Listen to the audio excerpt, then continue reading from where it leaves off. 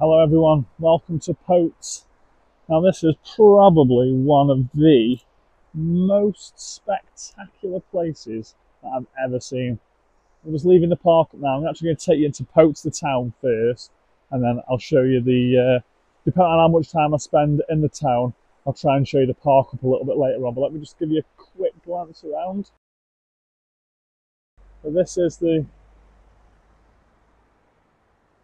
view. And you know what, I wasn't going to show you till later, but let me just quickly show you this first of all. Oh my God, I've got to get a good view of it from just under there. I'll show you properly in a minute, but that is unbelievable up there. Wait till you see it. Anyway, back to Potes. So it's called like the gateway to the Picos de Europa. Now obviously this is quite a mountainous region of Spain, Cantabria is, and all along that route. But like I say, in terms of just somewhere just to be around and walk around, it's probably what you would imagine something like the Sound of Music to be like, but it's absolutely stunning. Beautiful buildings, like old cobbled streets, and like proper nice. It's like buildings like that. How nice is that?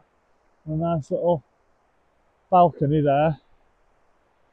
And down in there you've got a little river that obviously runs off down the mountain. So we've been here now for 3 nights. So we got here on Sunday, so today's Wednesday, so yeah, so we're leaving today. To be fair, I think the south of Spain's been absolutely pelted by floodwaters, so you know, the weather we've had up here has been really nice, so I think we've definitely dodged a bit of a bullet with the weather. The plan now is to make our way over to Salamanca, so we're going to go and meet some people that are on our convoy. So we're going to make our way down to Salamanca and have a couple of nights at Don Quixote. The moment anyone ever mentions to me Salamanca, the first thing that I always say is camping Don Quixote, and everybody knows about it. The park up that we're on is about a 3 or 4 minute walk away from the actual town itself. I think with electric it's been about £15 a night, which I know it's out of season, it's back end of October, but I thought that was dead reasonable. We've had the Starlink on the roof, so we've been getting great internet. Like the park up itself is just so clean. You know, when we've talked about having our own airs, you know, whether that's dotted across England or Scotland or Morocco or Portugal or Spain, you know, what we've just stayed on there is the absolute blueprint for how a park up and how an air should be and how it should look like. Just making our way into the town now. So as you can see here, on the left hand side, a nice little shop down there that's selling tat. And they're doing something to the bus station, and I just wonder whether it's because it's Halloween. I think they take Halloween quite seriously here. Like I say, everything just feels like it's, you know, the Sound of Music. There's a statue for a guy there. There's another statue of a guy on a horse here. Homenage al Medico Rural. Now my Spanish ain't great, but I wonder if that's something to do with like a rural doctor who used to potter about on a horse. Bit of a better view of the mountains over there. You should see the view we've got of them from the motorhome. We're into a bit of a square now. So we had pizza there the other night. There's your local Lupa just there. And there's a cafe, and there's this old building there. Looks like some sort of a church or some sort of a monastery. Let's have a little walk over there, eh? And again, just look at that. Absolutely amazing. Should have really paid more attention doing Spanish in high school, shouldn't I? Another sign. So here's this church / monastery thing.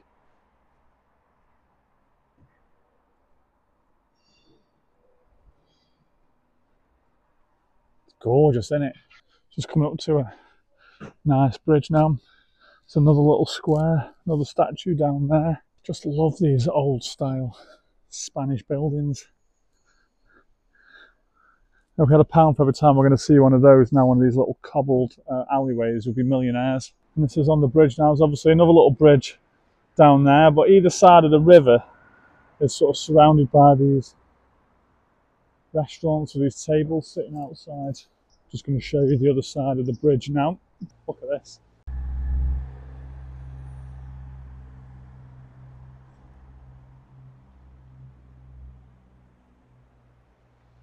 Incredible that. And then I wonder if you can see the cross right on the very, very top of the hill. See if I can focus on it. Yeah, just there. When we first arrived the other day, we came for a little walk and I made it as far as this. There's just a little bar over there, so we ended up spending a couple of hours in there just watching the world go by and listening to the river. And then further up the street, you've also got these little shops on your right hand side, selling everything from gloves to cured meats to wines and everything you could imagine. I have to be dead careful crossing the roads because I always forget which way I'm supposed to be looking for stuff. I always have to look about 500 times, make sure I don't get mowed down. Nice little bit of a canopy in the middle there,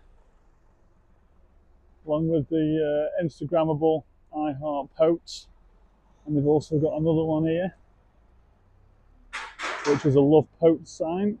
Just going to have a little look, see what's up here, see if I can get onto some of these back roads.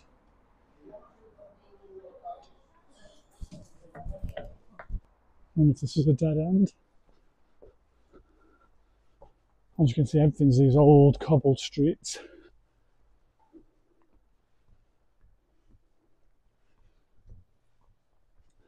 Look at that, I wonder how old that is. It's just all this sort of stuff. As you can probably tell by the sound of me panting, it is quite steep in some of the places. Another gorgeous building.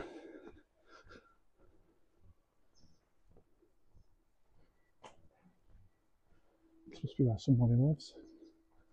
Look, that's like something off a fairy tale. And I'll keep bringing us back to it, but just that view there that just peeks out at you every time you go up a street. Again, it's all like this dark wood with the red flowers. It is so, so, so, so nice. And once again, just those mountains in the background, just unbelievable. And these little cobbled, low-roofed alleyways, all the windy streets and the little restaurants. And there's the Pote's Kebab. The only problem with videos and stuff like that is it just never, ever, ever seems to do it any justice whatsoever.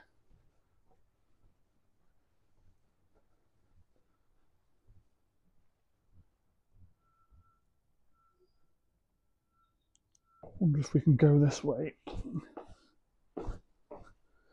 Yeah, it looks like it's going to bring us out where I wanted it to bring us out.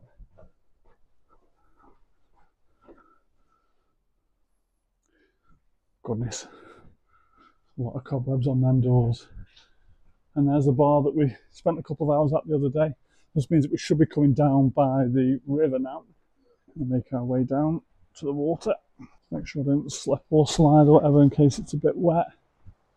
It's quite steep. In fact, I'm going to hold on to the handrail.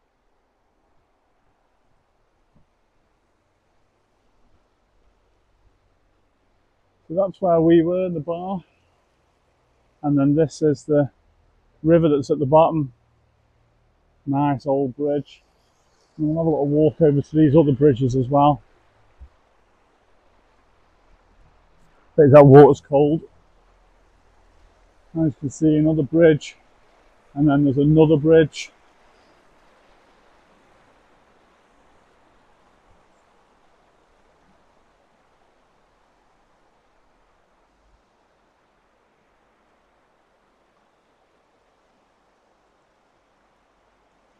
And it's at the top of the bridge now.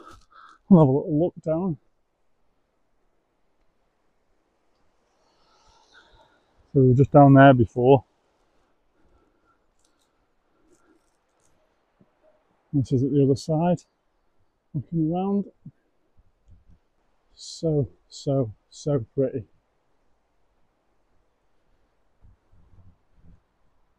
Just nipped in, get some ibuprofen and some Calpol for the beef.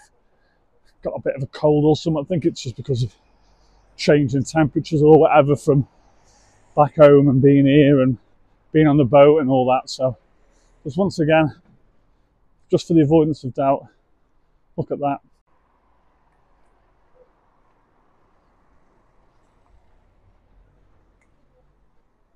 You just never, ever, ever, ever, ever get bored of seeing it.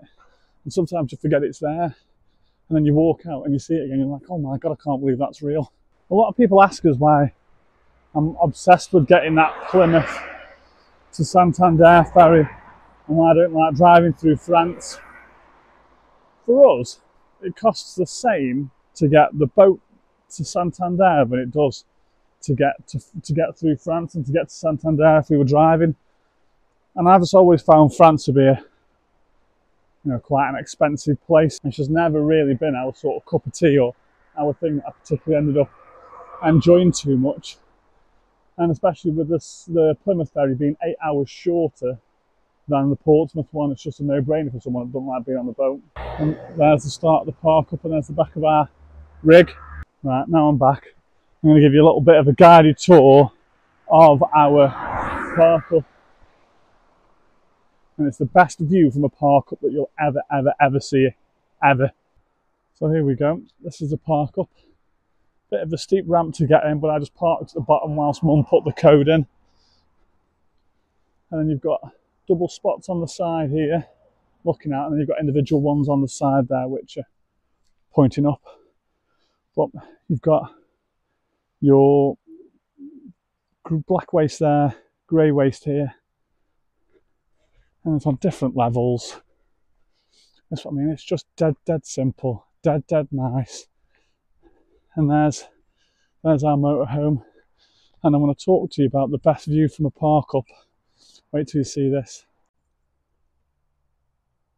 Just look at that.